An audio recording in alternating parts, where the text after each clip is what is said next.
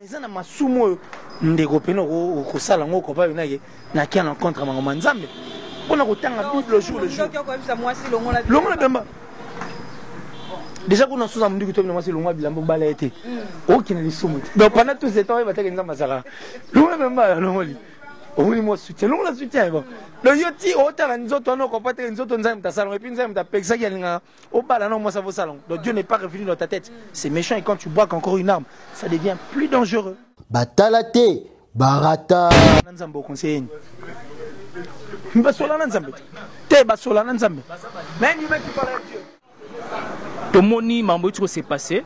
Le pasteur est en détention et on s'est dit que Navi et na mutu monte ko sa conscience na ye. Quel que soit au une société. Voilà pourquoi on a épsé en Obwanga. C'est-à-dire, nous avons compris qu'il y a pas mal des hommes de Dieu ici au Congo, au République démocratique du Congo. C'est-à-dire, ils ont plus peur. Il y a Nzambe qu'il y a Batamokili. L'intellectuel que nous avions fait voyager dans Mbogaoui. Combien d'avocats, combien de docteurs, combien de personnes ont mérité Mbogaoui voyager pour fuir la souffrance. Moutabali 2 jours après, donc Moutabali par exemple dans le mois d'octobre, Abali le 10, tu as commis le 15 Garaboué, le 10, 5 jours après, à qui m'a développé le terrain. Oh, mais vous avez moi standard, vous avez dit madame pas bête la nègre. Ado li venda qui manaye. Batalate, barata. Bon abi hein. Toi tika le premier citoyen, le premier Congolais, il arrive dans du Congo, na dernier ministre, toi dernière autorité à Morao. Totiki bango bazu corona te biso population de Koufi ba benga bango ba mikonzi ba benga bango. S'il n'y a pas la population, ils ne seront pas présidents, ils ne seront pas ministres, ils ne seront pas ici, ils ne seront pas. Ils ne le font pas parce que balinga biso militaire. Bon ça on prend la poste à la place bazana. Donc il faut diriger biso. Il y a de ces choses qui se disent à la télé, il y a de ces choses qui ne se disent pas à la télé. Ici on est en train de parler dans la nuit, oh non, il faut bah ADN et bah fusion sur un musée. Mais attends, vous voulez nous ramener? Vous voulez nous dire quoi? Et vous voulez qu'il y ait quoi? Maintenant, là, au moment où nous sommes en train de parler. C'est l'histoire où le gâteau traité Makamoussous. Vous vous emmenez encore d'autres problèmes. Pasteur faut se reprocher. Et puis, c'est vraiment un homme de Dieu célèbre. Il faut hypocrisie à la loin du christianisme. J'insiste sur ce point parce que c'est en connaissance des causes. Ce n'est pas le seul. Oyoyo, babimisi ba vidéo ya mutakalisation oyoyo. Baza ebele. Ba oyo no babimisi li bangote. Baye ba déjà ndeni on mesure préventive que tombe ça ba buzuzo ba bango ba connerie na bango wana. Ah oui, vous savez hein? Mais bon, ce qui me fait si mal parfois, ba pasteur ba mo banga batamokili ke ba banga nzambe.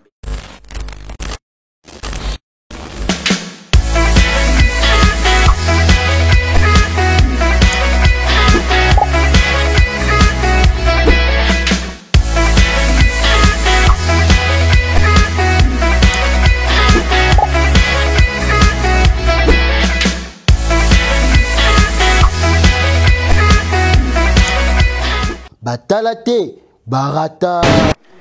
Bonjour, bonsoir à tous les abonnés des Bouanga Officiel TV. Bonjour, bonsoir à tous les internautes du monde entier. Très heureuse de savoir que vous êtes nombreux devant vos postes téléviseurs, tablettes, téléphones, en train de suivre cette très belle émission qui est présentée par la vôtre de Bora Bouanga. Toujours dans l'obligation de vous informer, hein, surtout de vous amener les actualités. Parce que nous aura toujours à la une pour nous commémorer la bino actualité, commémorer la bino marambonio sur Oyo Ezo les monde, que ce soit politique, musique, société et tout consort. Déjà, parle des actualités, tu as vu qu'avec Pascal Moukoula, le déjà, il y a 2 jours au Yaza. Nakati ya prison makala akene ko s'est présenté par rapport il y a plainte il y a Mami Chibola au Yazala qui une sœur parmi il y a ba sœur l'église naé au Yazala qui moi aussi parmi bato basala kana musala ya nzombe mais après histoire otoyoka qui après ba audio ebima qui to mona qui aussi ba vidéo la fille akene ko porter plainte ce qui a fait que l'évêque Pascal Mukuna kene ko s'est présenté et suite il y a ba preuve ba kanga qui évêque Mukuna. Je suis avec Killer si et je pense que Bolinga mingi boyebi ki alobaka bien boyebi ki répondra bien avec yene to komeka un peu sur la par rapport à ce sujet parce que ça la batu passé comme on aura ba dégâts oyebi makana basala nzambe comme on a ba dégâts ba problème et comme la basala nzambe bo vandi boye pas vidéo mutakalisation ya mosala nzambe bo vandi boye pas mosala nzambe yibi soka sali vraiment ça fait mal. Je suis avec Killer, je suis aussi avec Ben Mavembo. Donc je suis avec des intellos, avec un autre remèque un peu sur la par rapport à sujet et pourquoi pas aussi pour chuter tout le paix par rapport il y a artiste Nabiso et aussi par rapport il y a arrestation jusqu'à présent il y a VK Vitel Caméré. Voilà, un grand merci à Papi Icheli les potentiels de Montréal. Un très grand merci à les seuls patrons suisses, mon papa Bijou Beleza, les seuls patrons suisses, Mimi Ndoumé, Yaba Mimi, merci pour tout ma soeur, on est ensemble, Mimi Ndoumé. Merci à Steve Kachala pour la réalisation de cette émission. Voilà, au fond de la caméra, aux Ulangaï, invité déjà. Comme ça, là, je vais partir pour dire un bonjour ou un bonsoir à Kilesi. Bonjour. Ben, bonjour, bonsoir comme tu l'as dit, et puis à toutes ces personnes qui nous suivent partout dans le monde. Surtout, moi, j'ai toujours été amoureux de ces personnes qui sont aussi amoureux de Deborah Bouanga officielle qui est notre chaîne, je dirais. Donc c'est-à-dire merci pour cette première personne qui s'est abonnée. Merci en tout cas à s'abonner qui après première personne là.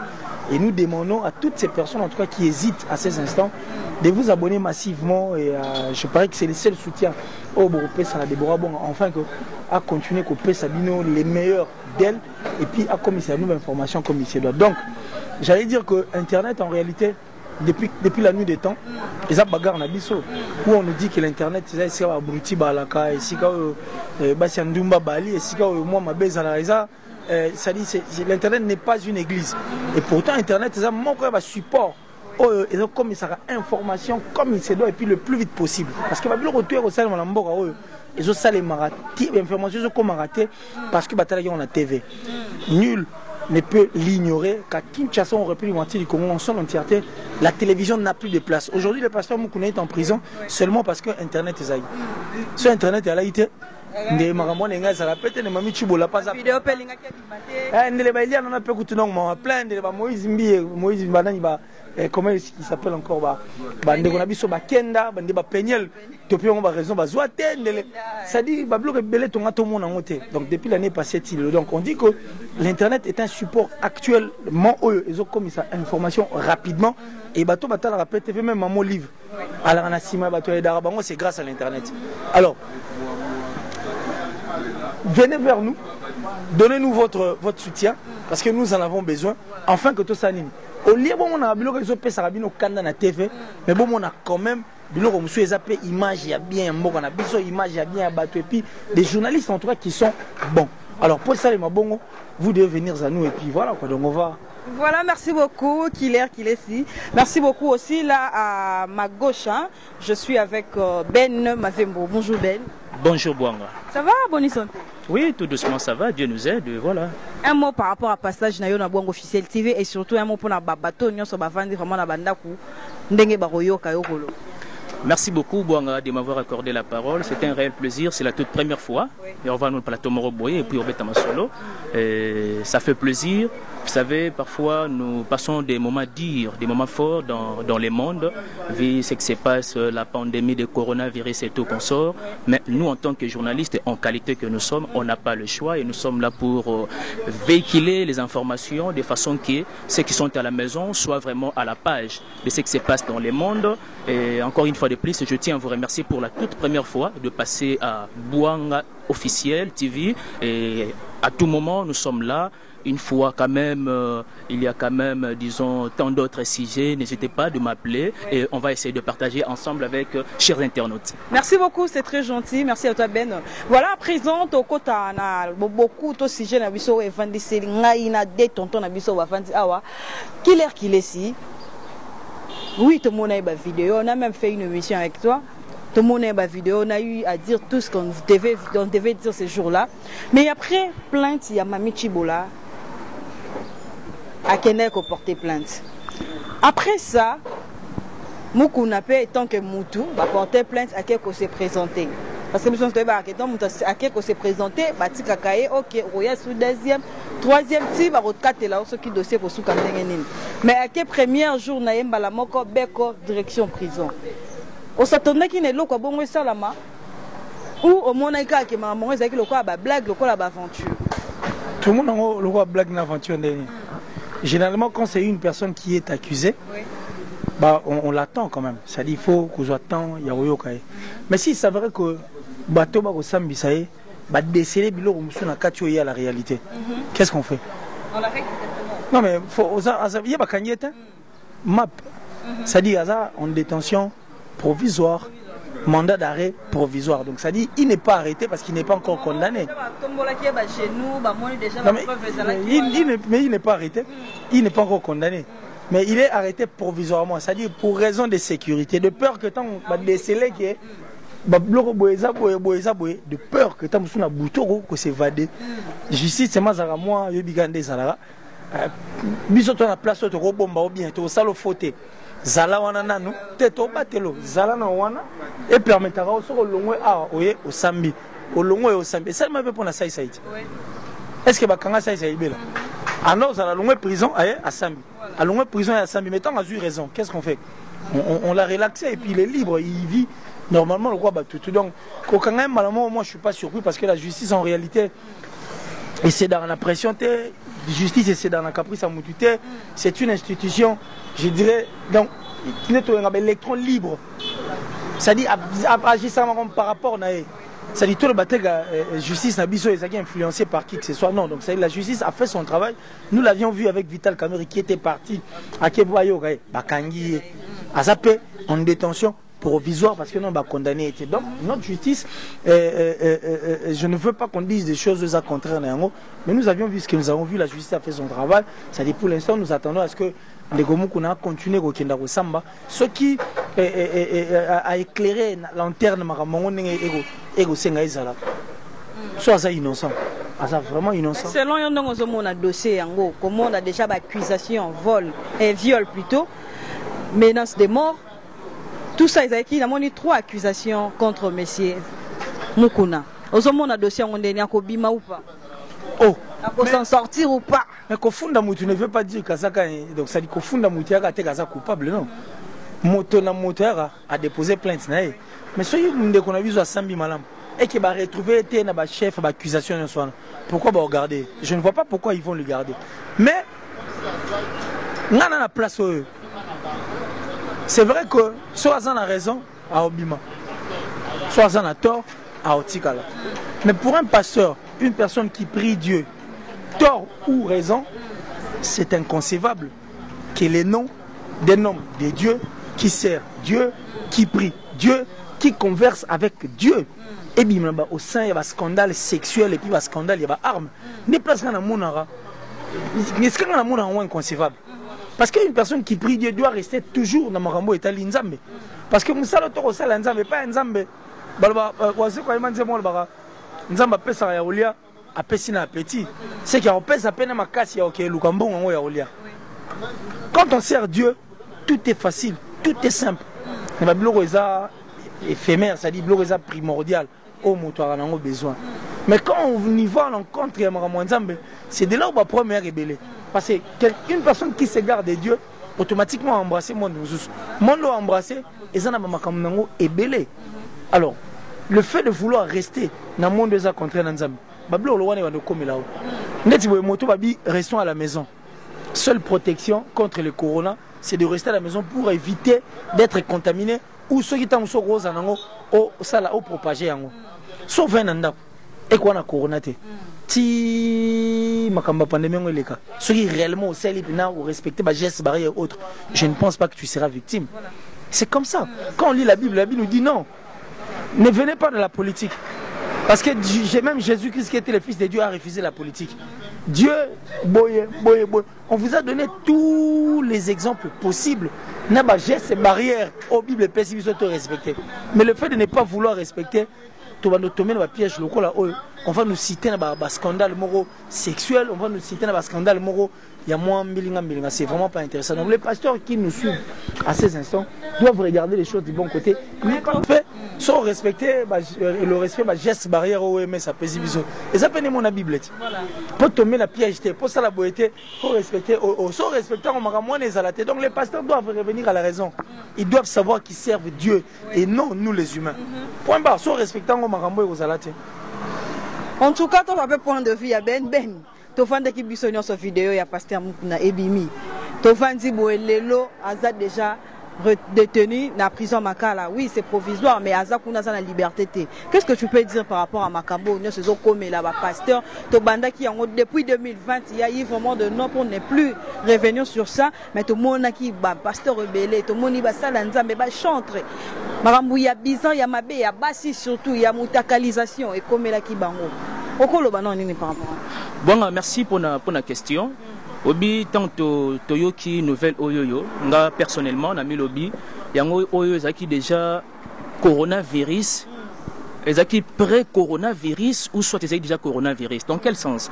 Parce que ba système ya mutakalisation oyoyo est avant coronavirus. Et puis ça fait si mal ndenge ndeko ucholoba, c'est-à-dire comme on a ba homme de Dieu, ce sont des honorables hein. Baza bato baza vraiment noble et baza bato oyoyo ba serva bato d'exemple. Mais ça fait si mal na parfois ba adepte oyo bango bazo prêcher bango, mais à vrai dire baza ba modèle envers bango. Et je me dis toujours que baza ba gère peut-être si réellement c'est vrai que par rapport il y a dossier baza peut-être ba gère il y a ba pasteur oyoyo ba joua kana hypocrisie. Or l'hypocrisie c'est vraiment condamnable bibliquement. Là c'est ce que ce n'est pas. Et koyo ka ba gère ya biloko aboye. Parfois on se dit que est-ce que batu oyoyo et ça juste ba prétention ba prédication bon ba sala biso ou soit exactement ce sont de vrais chrétiens au Kenzamba bengi ba servir en âme et conscience. Ma vie à renouveler nos mois qui intelligence si réellement justice obi que la justice ba rappelle quand même na police d'enquête donc tant déjà camarade à lobby qui était à la détention provisoire, c'est-à-dire ba bisa définitivement c'est momentané. Une fois dossier va réunir ba élément tout convenable et ça en sorte que était réellement ba banding rendre verdict. Mais pour l'instant vraiment le coup la justice n'a réunir ba élément tout asa vraiment n'a choisi et il faut simplement s'aligner à accepter nos détentions wana. Et moi je trouve que d'une part ils appellent à confinement mais ce quoi ça ce que confinement est la prison. Ah oui ah oui d'une part confinement. Oui asa quand moi il y a moment confinement mais ce qu'on a prison. Mais et puis avec quel dossier? Là, vraiment, c'est vraiment drôle. Et puis moi, je me pose des questions. Comment est-ce possible à un homme de Dieu, passez-moi l'expression, chers internautes, à un homme de Dieu, osa vraiment, dans un moment d'intimité, na mutunayo, et puis aux jouer téléphone, au tsekota ni ya vidéo, bobandi ni ko filmer, au bossani non stati non nyonso, oyo sarana yango.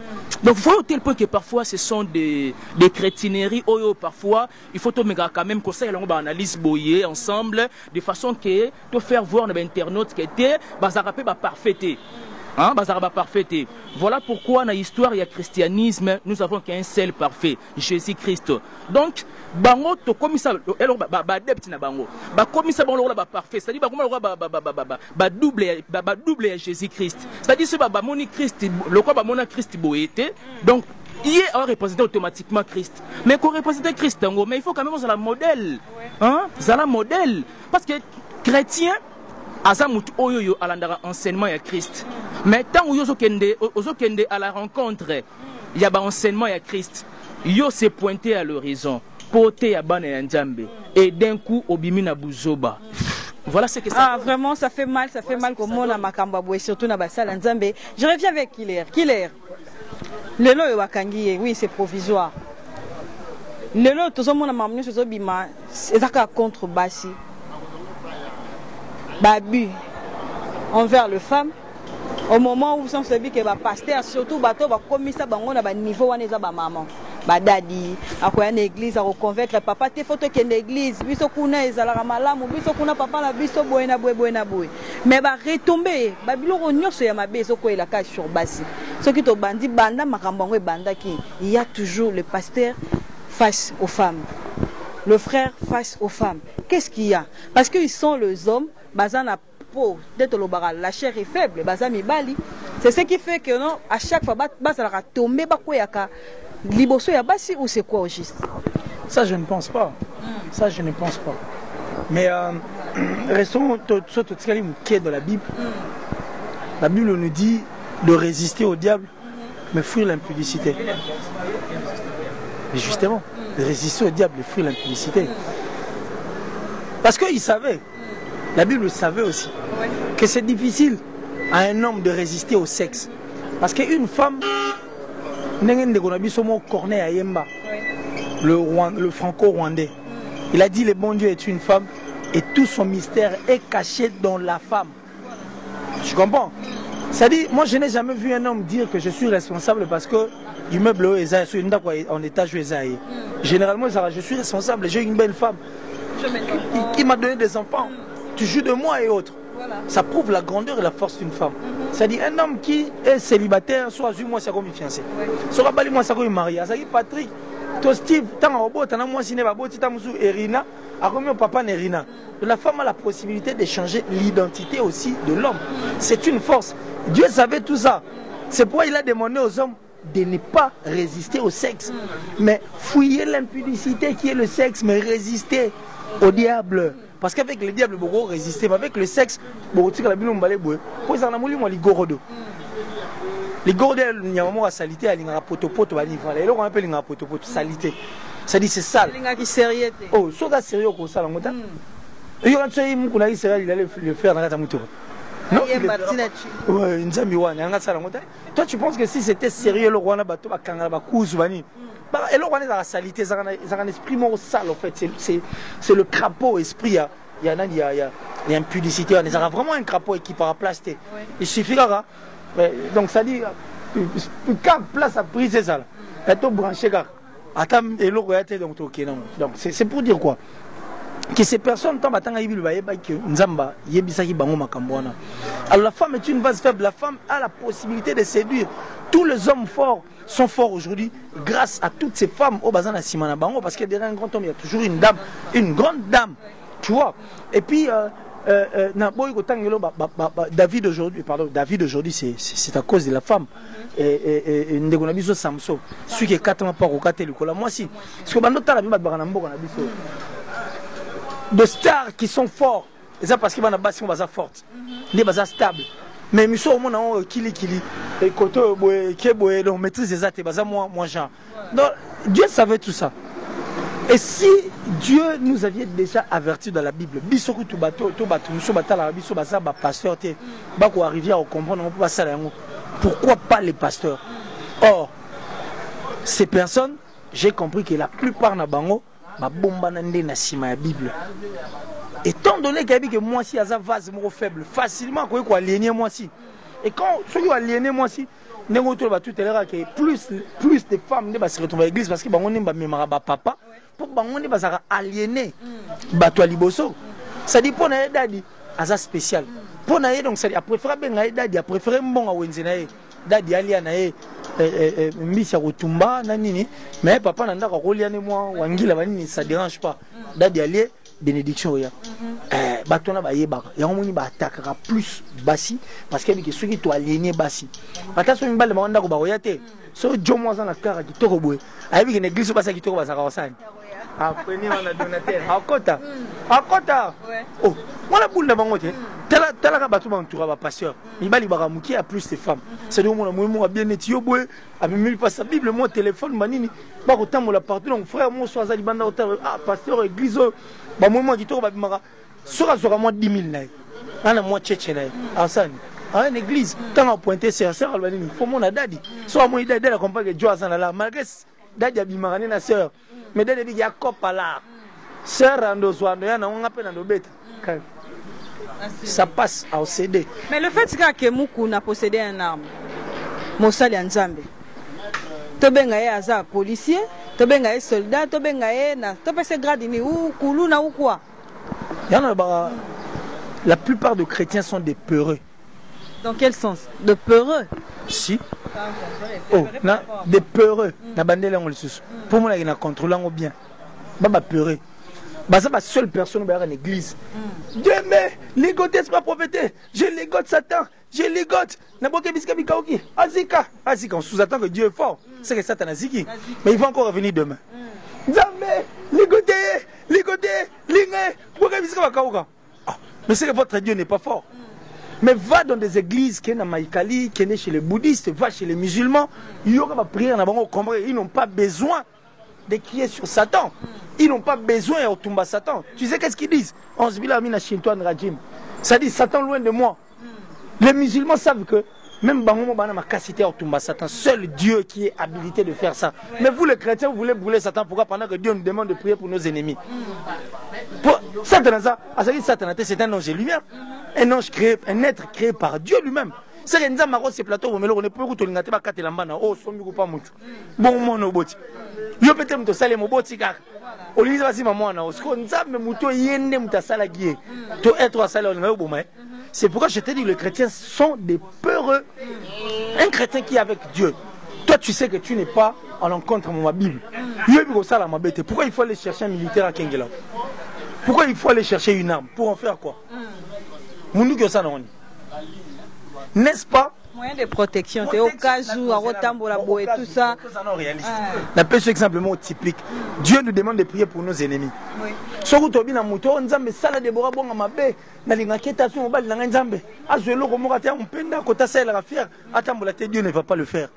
Si toi tu te permets, pour moi, le remords au cas où, au tini soldat, bête massas, a mis sa bombe, n'est-ce pas que c'est tué? Tué un zambalingo. Yo, quand tu as aux paradis, que yo aux apports d'armes. Pourquoi? Parce que toi tu pries Dieu, tu es là que pour Maramwanzambe. Tu n'es là que pour la réalité, il faut prier Dieu. Biso tout que après cette vie, il y aura une vie. Quête na biso, c'est la vie future. Mais pourquoi il faut rester là-bas? Naba bourbe, Maramamokilo, Mutuka, Ndaku Keboy. Pour en faire quoi? Parce qu'on gagne tout ça là. Et à la fin du compte, et ça est inutile, ça ne sert à rien. Alors, port d'armes, ce sont des gens qui confondent les choses. C'est pourquoi je te dis que les belé baba satanistes, et belé baba limontala mamanzambe, parce que moto utala mamanzambe za moto na motema malamu, moto za motema mou eza paix. C'est vrai qu'on est humain, ça nous arrive tous par moment de tomber, ça nous arrive tous par moment de pécher. Mais ça n'a pas soumo ndegopeno ko sala ngoko pa yonaye na qui en rencontre mamanzambe. On a autant le jour. Déjà qu'on a sous un monde qui tombe c'est longue bilan bala été. Aucun les soumit. Donc pendant tout ce temps il va être dans masala. Longue même pas longue. On lui moi soutien. Longue la soutien bon. Le yoti autant nous autres on comprend nous autres on ta salon et puis nous ta pexa qui a au bala non moi ça vaut salon. Donc Dieu n'est pas revenu dans ta tête. C'est méchant et quand tu bois encore une arme, ça devient plus dangereux. Moi j'espère que on a vu soit on dirait parce qu'une personne qui sait qui sert Dieu, je ne pense pas que à niveau Owana. Donc, Bandego Papa Mbabisa Biso, qui est élongé à Jésus, on va gagner Bala, voilà. En tout cas, merci beaucoup, Killer. Je reviens avec Ben. Tout le monde qui après ça, après la vidéo, après tout le monde qui paie avec Pascal Moukouna, il y a une émission, alors qui non, je suis innocent, tout ça, il y a un montage. Mais après ça, à qui a porté plainte contre Messier Kabila Kabange, ça dit sénateur à vie jusqu'à présent. À Koufiti, ça dit là, bon moi. À qui a porté plainte?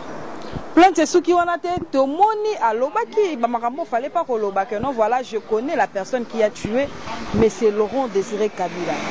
Tout le monde, famille, qui va porter plainte contre Moukouna par rapport à Yabadir Naï.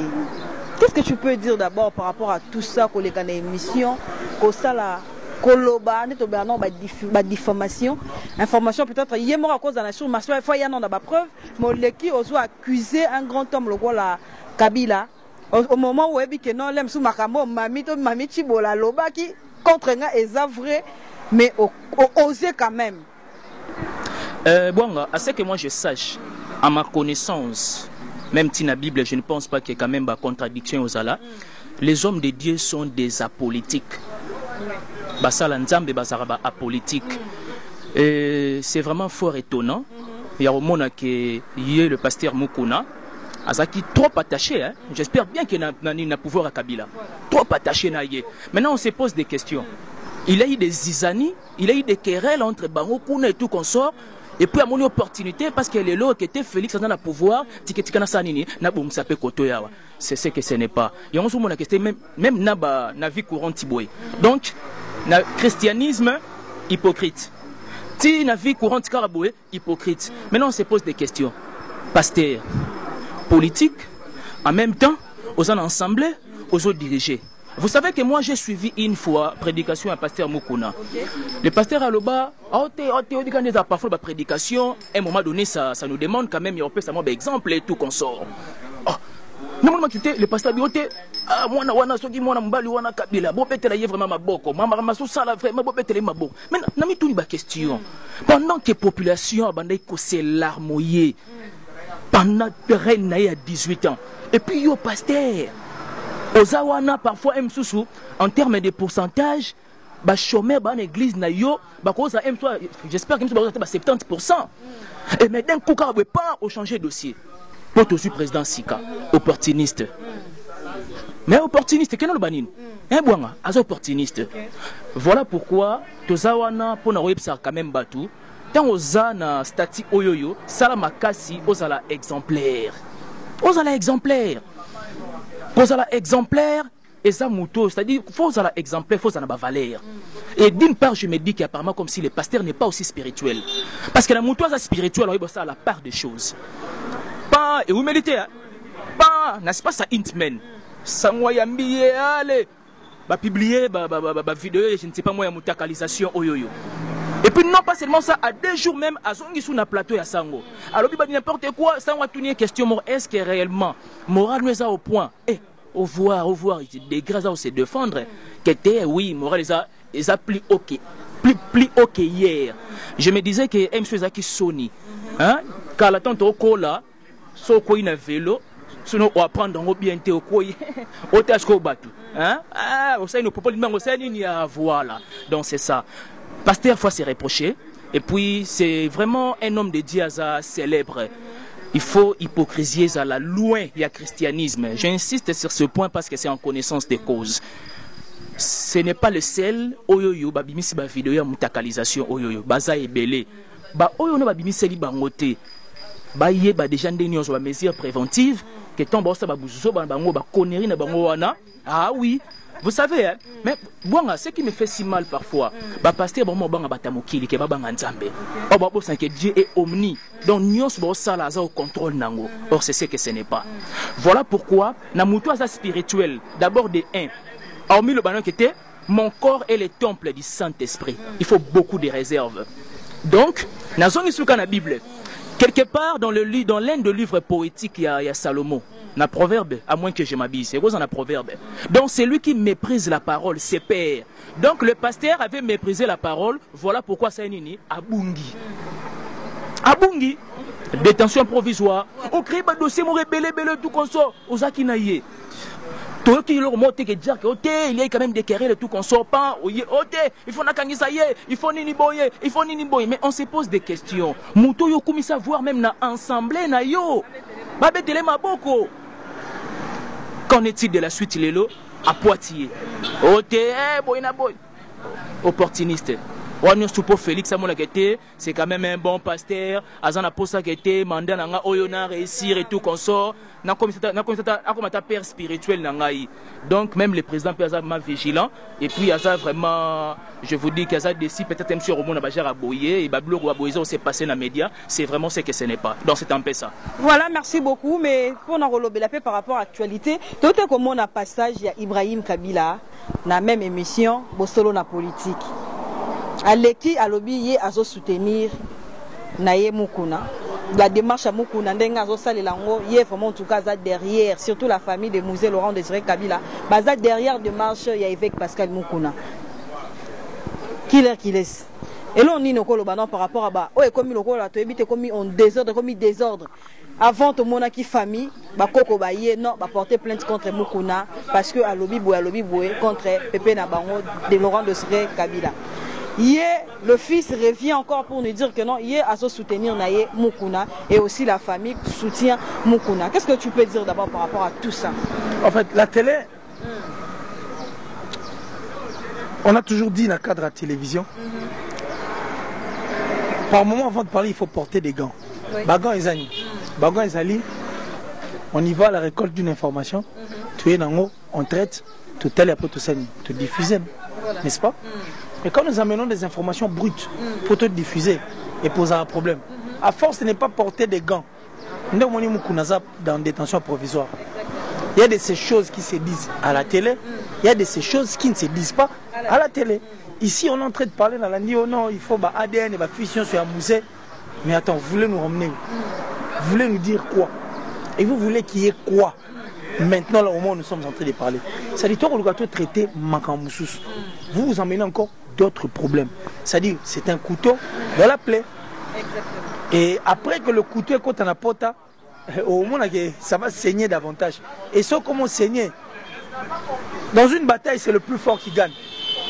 Mais dans la paix, c'est tout le monde qui est vainqueur. Nego Ibrahim Kabila, si réellement il est le fils de Mouzé, je pense que ma place à Malonga et à Malam, il y a aucun sur le bloc. Ici, on est en train de parler d'autres choses. Et sans pour autant porter des gants.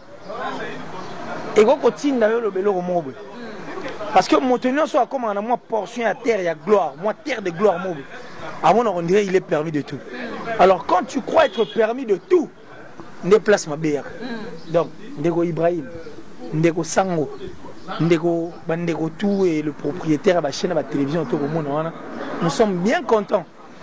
Parce qu'en réalité, vous faut parce que c'est nous qui sommes la population, c'est nous le peuple, c'est nous qui souffrons. Et c'est depuis la nuit de temps, nous te souffrons. Si les lobbies passe. Alors, souveraineté, ne pensez pas que la population est dupe. Et puis ne pensez pas rhétorique.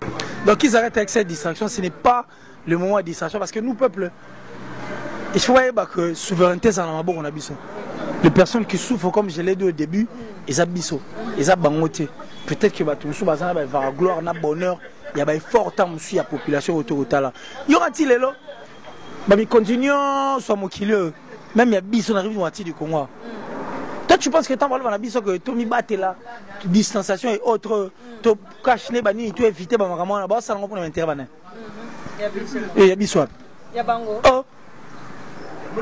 Il y a Bango, il malade, il y a Toi, le premier citoyen, le premier Congolais, qui arrive dans du Congo, dernier ministre, dernière autorité à Morao. To tiki bango bazu corona te biso population de Koufi ba benga bango ba mikonzi ba benga bango. S'il n'y a pas la population, ils ne seront pas présidents, ils ne seront pas ministres, ils ne seront pas ici, ils ne seront pas. Ils ne le font pas parce que balinga biso mingité. Bon ça on peut la poser à la place bazana. Donc il faut diriger biso. Ça je veux dire quoi aux personnes qui nous suivent? Je veux dire que nous sommes très importants.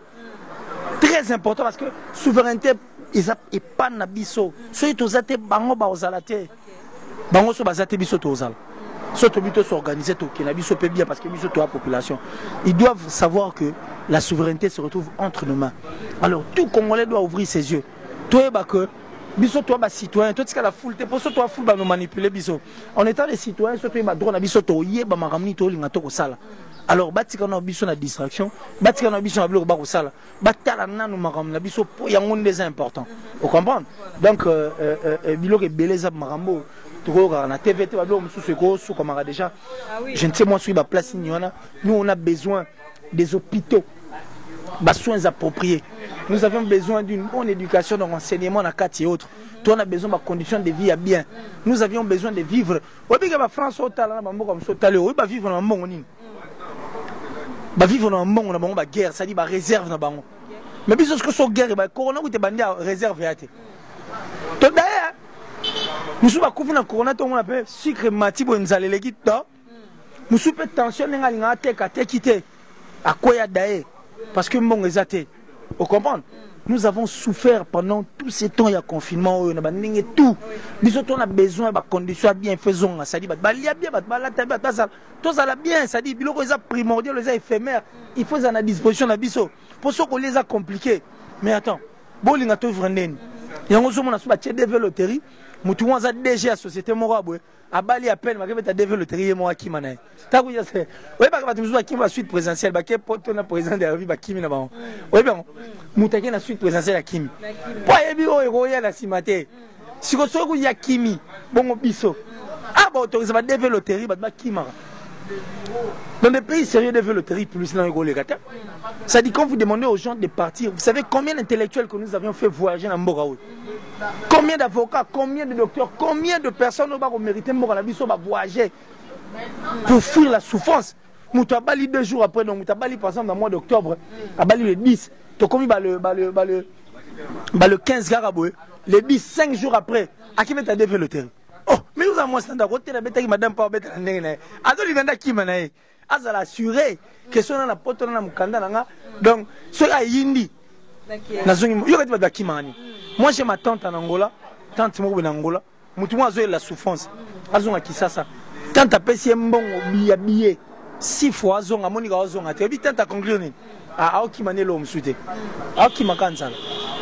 Po atokima na banzala na bablo mwa mike au mona ba Brazzaville ba komo sakana biso pe wana brasser ba benga mi lo ba ngombe de bangona ba ko benga na biso lo so ndeni et pourtant toi na mboka na biso on nous dit que c'est un scandale géologique. Mais attendez, on veut vivre ces bonheurs, on ne veut pas rester na bourbouna que vous êtes dans un pays riche mais pendant que la population va souffrir na sourbane et l'oroté, ça n'a pas de sens. Donc nous avons besoin de ça. Arrêtez de nous mettre dans la distraction. Remettez-nous na ba droit na biso. Au cas contraire la population parce que le Congo il faut basculer en haut. Parce que il faut basculer. Pour basculer, ce n'est seulement pas la guerre, mais basculer aussi nos têtes. C'est-à-dire que chaque Congolais, c'est quoi au fait ces droits? Certes, nous avons des devoirs, mais les droits, le paysage est redevable. Ne me belé pas la biso.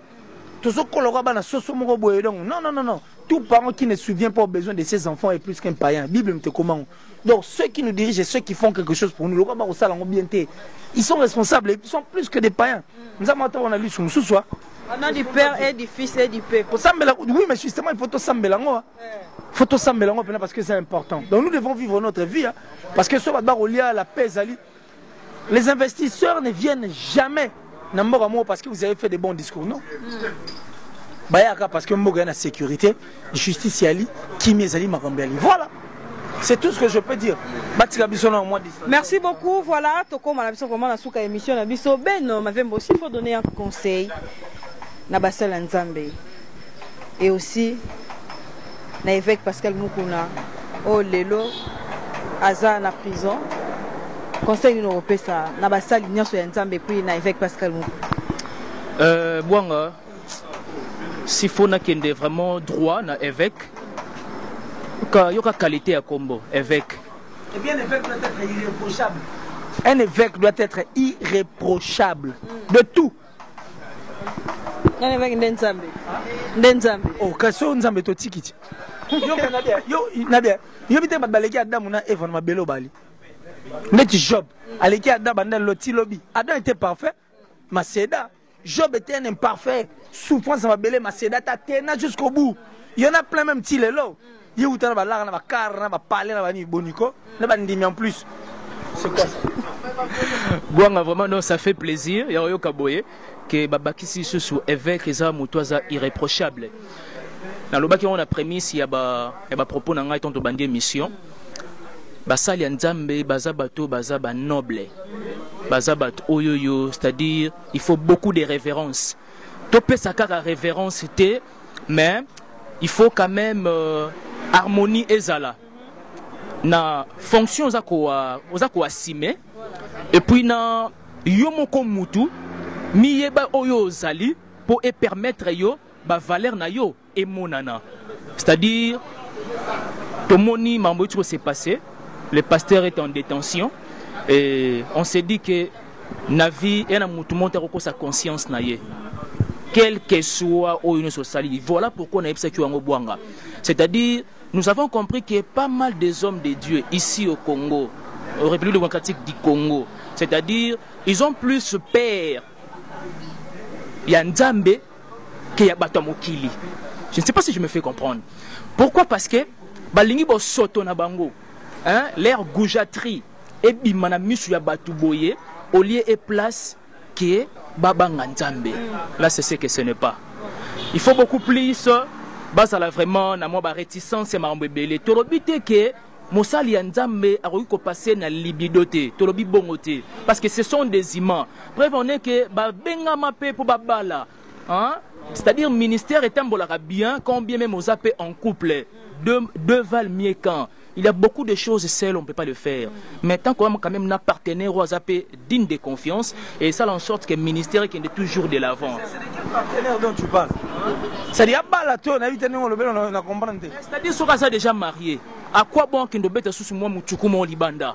C'est-à-dire, est-ce que sur ce point-là, j'espère que je me fais comprendre. C'est-à-dire, il faut le dire, non? Mais quand tu prends une autre femme, c'est comme adultère. Ah oui, exactement. La question, le pasteur, j'espère que ça a marié légalement, j'espère. Exactement, Azana, moi si, a aussi au bal sous parce que wana bakabwana qui a aussi au bal. Ah, moi qui l'air à une question divorcée, car au bal sous, a aussi au rebala. Hein? Donc vraiment, tous en apportent ça réellement que moi révérence wana ezala même nabizale linabino ezala kate par plaisir à to beng évêque. Oh boy, je ne sais pas moi, archibishop. Et ça va comment ils ont tellement kilo. Bah comment ils ont vraiment kilo. Et il faut qu'il y ait quand même une harmonie, il faut qu'il y ait quand même une corrélation.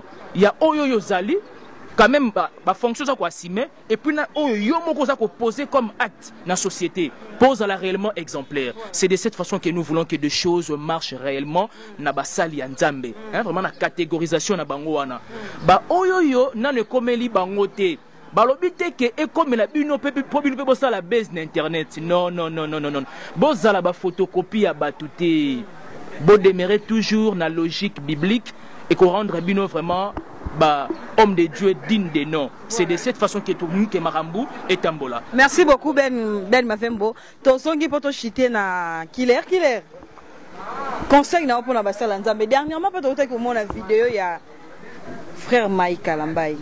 Michel Bakena Baro Yemba Baro Seka. Et là on est au même année. Appelle ça Mike. Je suis vidéo. J'ai même mis ça dans la statue, je l'interdis. Un homme de Dieu ne provoque pas. Ah oui. Il est en haut. Provocation. Mais c'est une provocation à toi, on va énigme. Na basala Nzambe ba kota na ba polémique o ba païen ba rosala mais bango ba kota na yango. Voilà. La provocation. Bon, quand tu te le dire, il est comme bon, ça c'est le gars, il va là, mais là on est sexabine. Mais là on est au sexabine aussi. Quoi, c'est qui le rôle en habité? Voilà. Donc il arrête de provoquer. Bah on va mettre mon foyer au Sony. Il faut quand même que ça va vidéo au Salagram. Ils doivent se cacher. Ils doivent avoir honte. Faut à Sony, c'est ridicule. C'est ridicule. Ce Renaud voilà, il pardonné par Dieu que Dieu vraiment voulait nous faire voir le bateau. Mais attends. Après sourire ouana c'était n'habité. Sur ce net ici on peut pas une caméra. Hein? Sur ce on peut pas une caméra sur par exemple. Si on peut une caméra, ndé quoi on a peut muso na une caméra pe. Alors bi ba parce qu'on aime. Nicolas vidéo à Caleçon par exemple. Nous avons pas qui mangai. Na libale qui mon nzamba qui mao. Ni n'est plus grave. Qu'ils arrêtent avec ça, qu'ils ne prennent pas pour des dupes et des cons. Moi, ça commence à m'énerver pendant qu'ils sont en train de jouer de nous. C'est nous qui regardons, c'est nous qui venons dans leurs églises. Et nous sommes très en colère parce que on va se garer le peuple et belé de Dieu. Qu'ils arrêtent avec ça parce que tant on voit comme on est deux ans N, or NT. Ça, c'est jouer des gens. Toi, tu es un homme de Dieu, soi-disant des balobara. Tu fais des vidéos où il y a mais des vidéos qui provoquent. Ça n'a pas de sens. Même si tu n'as pas cité le nom, mais nous savions. Pour au outil ba pour mo ebele a auto poser ko ba action na monya ketika ba don sur ba ni ba placement à tiki ça va et c'est le moins à louer. Ils doivent s'humilier pour que Nzambe tombe la bango ce que ça les bon côté ba au moins ba qui des chutes en chute pas derrière les personnes qui font ça et puis chez Dieu mutu faut à la tout droit parce que Dieu n'est pas un Dieu de désordre on comprend bon Nzambe ne to mona na lo bango ba lebele sur l'action illustration le loka so il y a de ces anges les baguma mitubo non ba tombola te ba mona Nzambe alors non on y ba tu musubi le Nzambe ça bango le retourne des fois mona nzoto Nzambe apparemment pour pas changer ne ba barote moto il faut la face de Dieu pour changer on dirait qu'il faut nzoto Nzambe pour que ba pas changer regardons les choses du bon côté évitons de faire des histoires autour au monde on dirait ça de la blague mais eux peut-être qu'on égarer batou et belé restons sur la bonne voie. Dieu nous aime, mais pour l'ingabiso, ils vont faire des choses où et ça paye. Et c'est vraiment important et c'est tout ce que je peux dire. En ce qui concerne les conseils, je ne pense pas. Moi, je suis un conseiller. Je suis un Nzambe. Mais un humain qui parle avec Dieu. Non. Baza parfait. Un humain qui parle avec Dieu. Attention, il n'y a aucune personne qui parle avec Dieu. Mais toi, tu peux parler avec Dieu. Dieu est chrétien. Attends, quand tu pries Dieu, ça dit on a besoin de rire nos élections. Justement. Mais bon, Dieu m'a dit. Donc ils étaient en privé dans la chambre. Excessivité,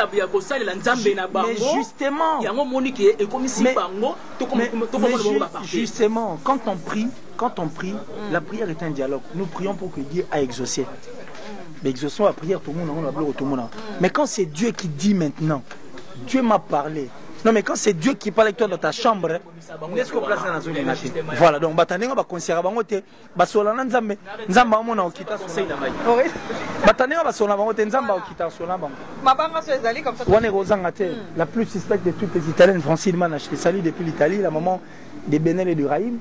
J'ai dit merci comme ça, mon vieux Giannissi Tanchunga Poutobanga Mouchuri de Suisse-Irlande, le gourou du temple. Merci à Armas, Karmas, Kadima.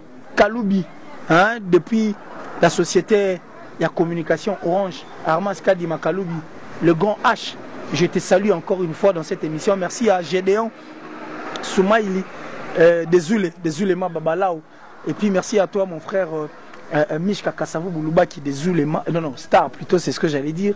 Merci encore une fois là qui. Hervé Luamba depuis la Belgique, Hervé Loumassa, Carole Première. Et ainsi que tout en tout je vous aime aussi également.